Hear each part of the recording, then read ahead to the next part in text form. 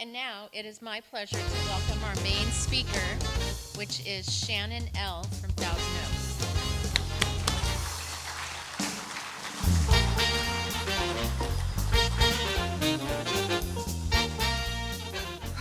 Okay. Thank you, Randy. I'm Shannon. I'm an alcoholic. And I want to thank Randy and Michael, your secretary, for asking me to come share with you this evening. And I want to thank my husband for driving, although I was a little bit of a backseat driver on the way up. I'm sorry. Whew, God, I'm nervous, like I feel like you did up here. I always actually get really nervous when I'm going to speak, and I'm sober a really long time, so you'd think that I'd be over it by now. I got sober March 14th of 1987, and I am 36 years sober in the program of Alcoholics Anonymous. And boy, nobody's more surprised than me. I think about what I looked like, or and what I felt like when I walked into my first meeting of Alcoholics Anonymous, and I never wanted to end up in a meeting of Alcoholics Anonymous, although I didn't really know anything about it. I was thinking about that. Today on the way up here, while I was praying for my life.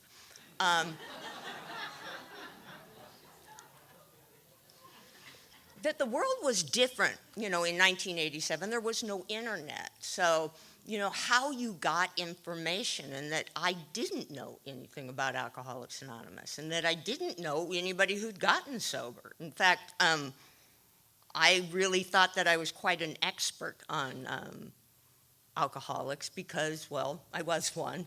And, I came from kind of a long line of, pig Irish drunks, so I figured that I would know something about alcoholism. But the one thing I didn't know was that there was recovery from this seemingly hopeless condition of mind and body, because I'd never seen it. I mean, I knew a lot of drunks, but I'd never known anybody who was sober, so I didn't know anything about Alcoholics Anonymous. The only thing I knew about Alcoholics Anonymous was from a movie, from the Days of Wine and Roses. Seriously, that's it.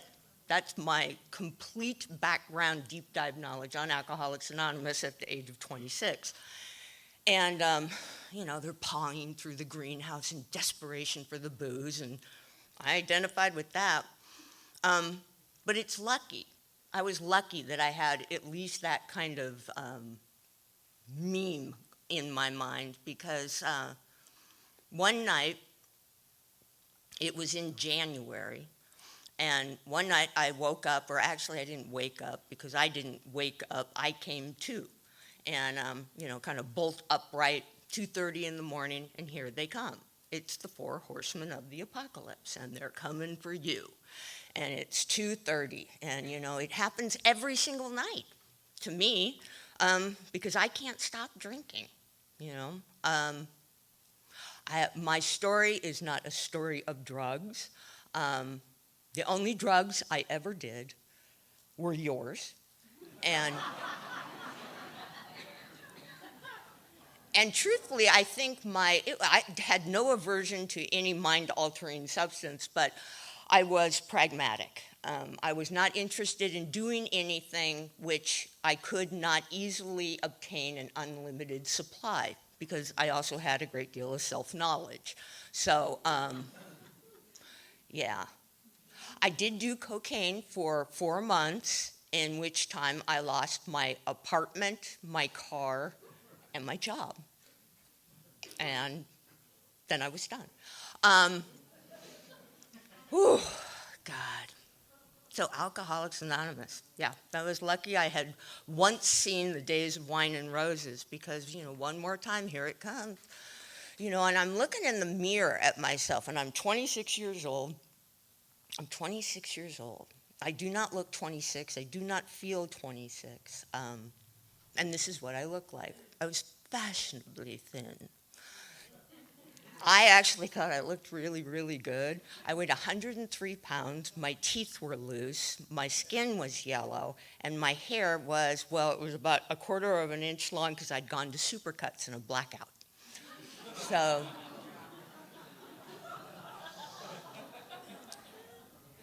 yeah, I had it going on. Um, I was living with a man who was a perfectly nice man. He truly was. But the only reason that I was with him, it wasn't something I was hiding from myself, was because I desperately needed somebody to stand between me and the world. Um, and I couldn't stop drinking. And every single night, I went to bed and I prayed, dear God, tomorrow. I didn't pray, I promised. Tomorrow I'm not going to drink. I won't drink tomorrow. Tomorrow I'm not going to drink. And I'd go off to my part-time job in a health food restaurant that was underground in Westwood. I was a very fast waitress, but I was not very nice, so I didn't make very much money. And I drove a motorcycle that I'd gotten in the divorce, which was actually kind of nice of him, since I had left him for a married Mexican chef 5 months after we got married. And there's that. And so I'm working at the Good Earth restaurant. I have a motorcycle without any brakes. You have to stop with your feet like Fred Flintstone. And I can't stop drinking. I just can't stop drinking. And I want to because I know what's going to happen. Because what I do know about alcoholism is that it is worse and it never gets better. And I know that it is progressive. And I know that no matter what line I put, in front of myself in the sand, that if there was a drink on the other side of it, I was going to step over it at one point or another. It was going to happen. And then I thought, well, what will happen to me? I mean, where will it end? Because I'm powerless and I can't stop. And the minute I take that one drink, I'm gone. I mean, I remember coming home from, work probably, and there were all these people sitting out by the pool at my little apartment complex in West Hollywood, and they were all drinking, and they offered me a beer. And I wanted that beer desperately, but I knew if I had one, nothing else would happen. Or something would happen, but it wouldn't be what I had planned. I knew at that point that I was powerless over that first drink. And I didn't know how to stay stopped, and I didn't know how to stop. And then the part that was so terrifying was I couldn't even fantasize about a world in which there wasn't alcohol. It was just, too big. I mean, how do you plan for a life without some kind of chemical relief at some point? And I didn't know what was going to happen. So I woke up that one night, and it was, another bad night of, here it all comes, and where's it going to end? And, I'm tearing down the house looking for some more booze, and then I get a bright idea, Days of Wine and Roses. I'll call Alcoholics Anonymous. And I did, which is so surprising because I have lots of ideas that I never follow up on. So I called Alcoholics Anonymous in Los Angeles, and somebody answered, somebody who was being of service, God damn it. And thank God I didn't have one of the very sweet, big lipstick smile ladies of, oh, honey, it'll be okay. I had somebody who was cranky. And and he had a meeting directory. And he asked me if I thought I was an alcoholic. And I said, who else is calling you at 2:30 in the morning? And he said, did I think I could not drink until the morning? And I said, honestly, I didn't know whether I could or not, but that I would try. And he gave me the address of a meeting that started at 7:30 in West Hollywood at the Log Cabin, and hung up on me. And then I did something really remarkable, is that I actually didn't drink, and I got dressed. You know what I look like. I do remember that I was very thin, and that I had to hold my little waitress pants together with a diaper ducky pin. So I got all dressed up to go to the meeting, and got down on that motorcycle with the no brakes, and I drove the 4 blocks to where the log cabin was. I always wondered what all those people were doing standing out front of that place. And I was on the motorcycle, and I drove by, and I just kept going. And then I turned around and made a U, because you have to do that when you don't have brakes, and found a parking spot, got off, and then I looked at the log cabin and all those people standing out front, chattering and happy and talking, and they didn't look like, hope to die alcoholic people, guttery snipes and, whatevers. They just looked like all the other people that were really scary and, I wouldn't fit in with and whatever. So usually I would just fold up my tent and go away, but I was desperate, so I went in.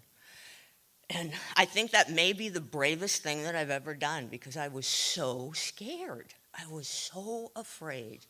And I went in there, and I don't really remember anything that happened, or all I remember was it sounded like, Charlie Brown's teacher. Wah, wah, wah, wah, wah, alcoholic, wah, wah, God, wah, wah.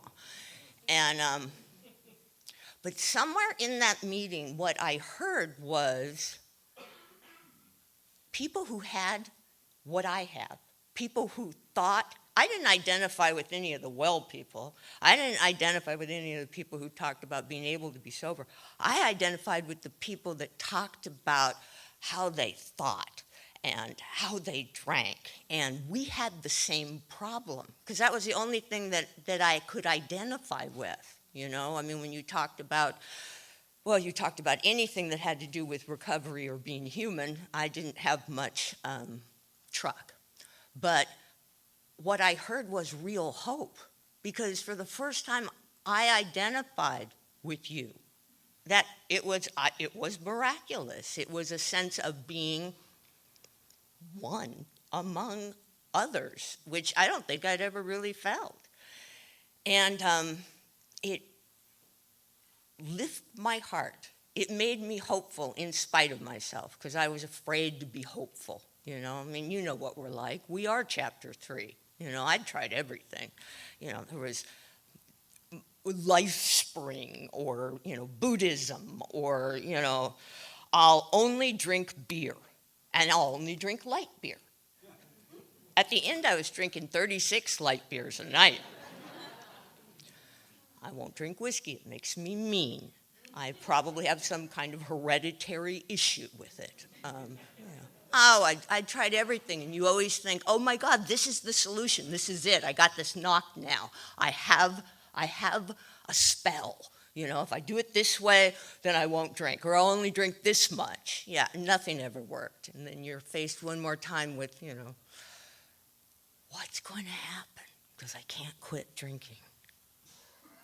So somewhere in there, I heard me. And the other thing that I felt in that meeting was, as much as I always like to think that I'm very iconoclastic and, I'm an outsider and, wanting to be, something, I think I'm a real conformist, and I really like to belong to a group, because I know that when I was dating that married Mexican chef,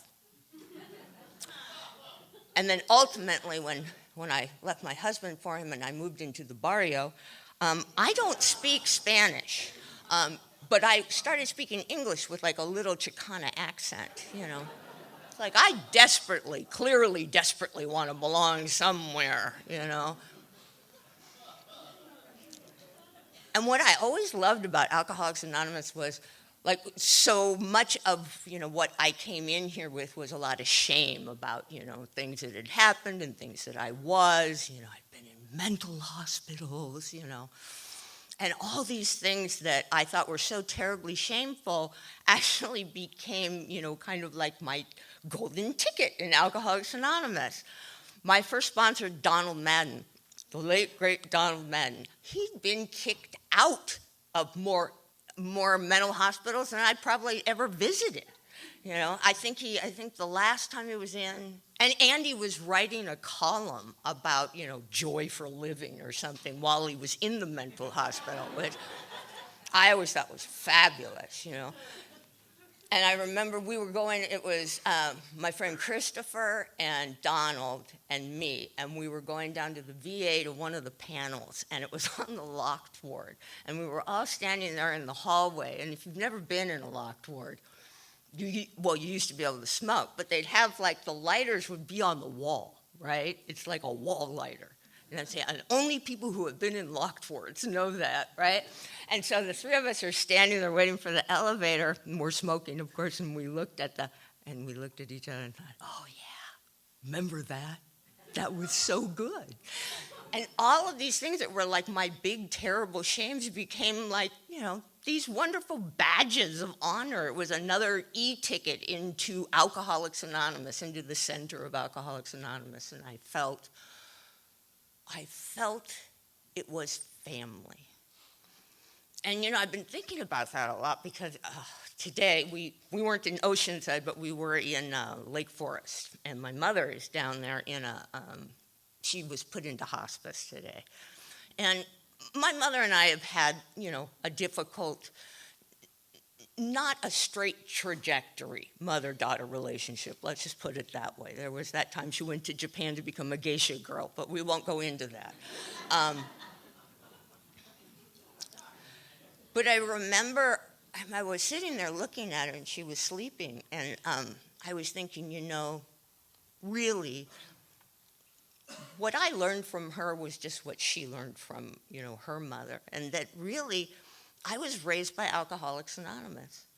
That everything that I based my life on that has made, knowing right from wrong or, my perceptions or how things are filtered in, I got sober at 26 and a half, but I'd started drinking at 12. I was a daily drinker by the time I was 14. So pretty much, I think I was just like a psychotic 12-year-old when I got sober in 1987. And I was heavily sponsored, thank God. My sponsor, Donald, took away my keys to my motorcycle, which was pretty much the only way I was going to stop driving it. And, I was raised in Alcoholics Anonymous. And, actually the people that I consider my nuclear family are all those people still that I got sober with. And then there's the guy that I married. Joe and I actually, we were not a boyfriend and girlfriend. We didn't know each other. And we ended up separately getting Donald Madden as a sponsor. And in fact, I have 6 months more than my husband. And that's an essential 6 months, just letting you know.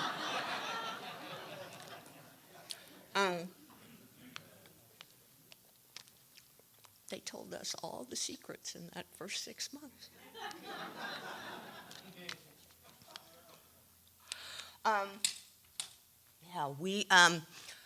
We met at Artists Living in Sobriety meeting, which was you get all dressed up when you're a cute newcomer, and, you go over there, and there were the guys with the motorcycles and stuff. It was great. I loved it.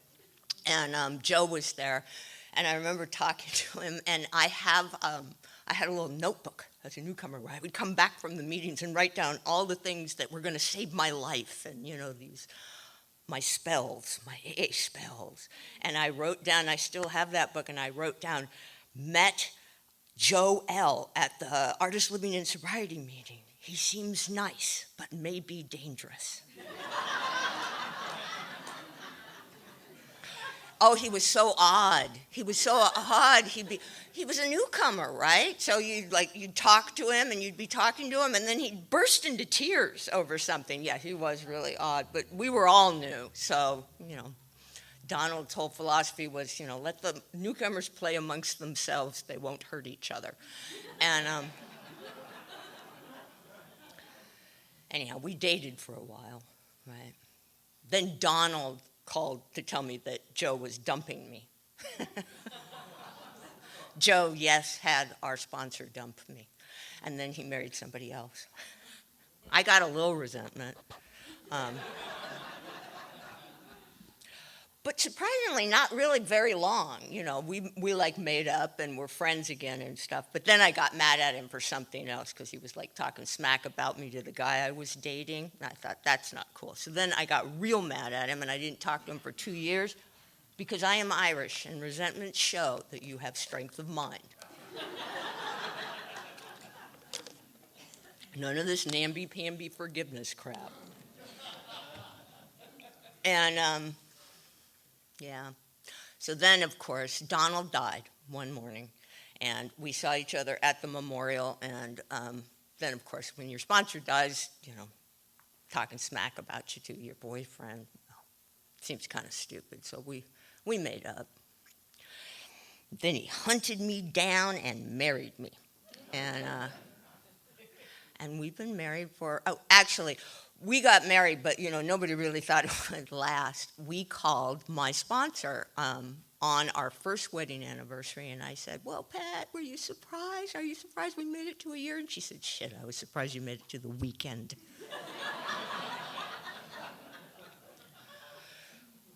But, I learned how to be married in Alcoholics Anonymous because I learned how to be married in Alcoholics Anonymous by talking to other people who were married in Alcoholics Anonymous. Because that's how we do things here, is that we learn how to do things and then we pass it on. And that's really, that sense of the great interconnectedness of all things, for me, begins in Alcoholics Anonymous. My sense that the world is good began in Alcoholics Anonymous. It's to not drink as an alcoholic seems to be a very difficult, wrenching proposition, to take us from who and what we were. We're unlovely creatures in our cups. At least I was. I was neither a happy drunk nor a pleasant drunk. I was pretty miserable most of the time. And I think what it was is that I thought that alcohol would allowed me to feel things, because I was too afraid. And principally and essentially because I like the effects produced, I like the world a little blurry and not so scary and not so sharp. And in Alcoholics Anonymous, this sense of us, of us doing this together, because alone is a bad place for me. And yet it's the place I love to go. And the pandemic was, oh my God, the pandemic was, it was like my wet dream, actually. That was the problem. That's the problem, is that that's where I go. I'm dark. I'm dark and apart and lonely. And, so of course I married Mr. AA in God's infamous sense of humor. Such irony. But I think that's what I'm drawn to, is that, it's like Lisa bright and dark, Anyway,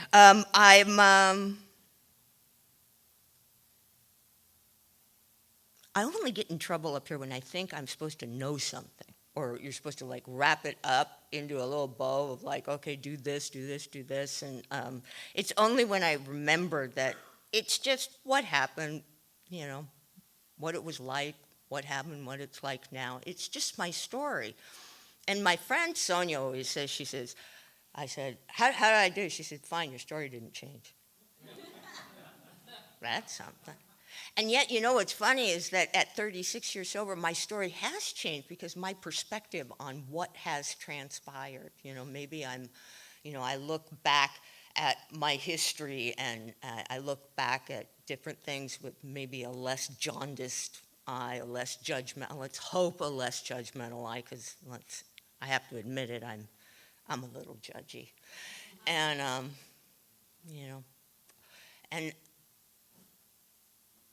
and then it got worse. That's what you say when you completely go blank because you're frickin' old. that was a little tip that I got from Sue, is that when you just go up, and it's like you can't remember where you were in your story, am I drunk, am I sober? It's like, and then it got worse. And it's brilliant. It's brilliant. Anyway, you know what? I'm going to stop a little early so that I'm not just up here rambling about how wonderful sobriety is, and thank our secretary and Randy again, and welcome to all of you CHIP people. Don't go anywhere. There's nowhere else to go. It's the only game in town. Thank you.